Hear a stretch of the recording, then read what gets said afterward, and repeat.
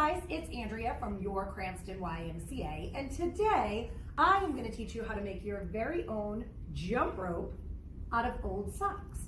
Now, the key word here is old, because this is a great project for socks that are old, that don't fit you anymore, that maybe have a hole in the bottom, or mismatched socks that lost their mate a long time ago.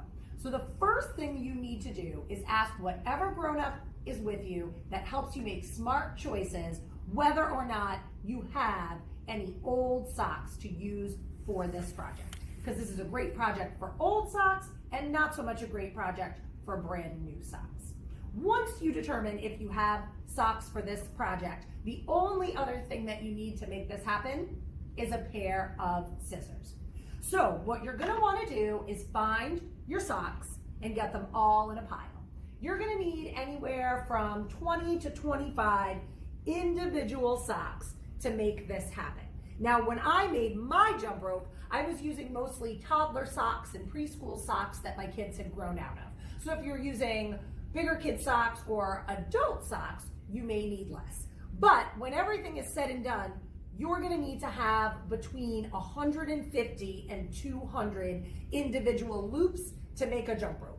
This jump rope right here took about 175 loops, and it's a little small for me. I'm 5'7", but it is the perfect size for my daughters who are in kindergarten and second grade, okay? So once you have your socks, you're going to take them and you're gonna cut them into loops. So I'm gonna take my donut sock and I am going to just cut it into strips. So you almost want it to end up looking like a hair tie, right? It should all still be attached all the way around, little circles. I'm gonna take some time and cut these up because when I show you how to do the finger weave, you'll get a better idea. Now, the other thing I'm doing is there's some parts of the sock that you're gonna discard, right? I usually cut out the heel so that my strips stay relatively uniform. And if some are a little wider than others, that's fine. I also used in my jump rope an old pair of tights that one of my daughters had,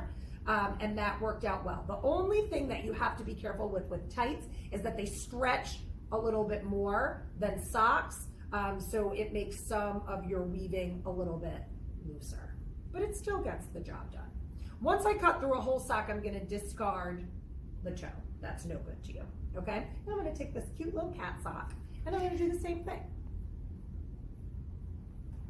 I really like this because it makes a nice, soft jump rope that my kids have really been enjoying, using it for both inside, they can use it inside too, which is nice, and outside as well. I just wanna make sure that I cut enough strips so that you can get the gist of what it looks like. When I started making mine, I was concerned for a hot second that it wasn't making the right pattern, but it gets there. All right, so I'm gonna cut out one more strip. This is my son's like gross sock. My daughters definitely have cuter socks than my son.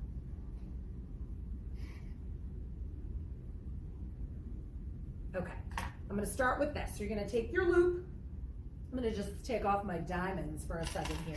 If you are right-handed, you wanna do your finger weaving on your left hand. And if you're left-handed, you wanna do the weaving on your right hand. So I'm right-handed, so I'm gonna do this on my left hand. So this is where you want it to end up. But what I do is you cross, and you cross. So it should look like that. Ta-da! Then you're gonna take another loop and you're gonna do the exact same thing so that you have two loops. Now, here is the trickiest part of this whole thing. You always want to start with your bottom loop and it comes up and over your finger and then up and over your finger, and it's going to look like that on the back, which when you first start looks a little funky and you're like, is this making the right pattern? But it is. Once you do one, you're gonna put another loop just like we did before.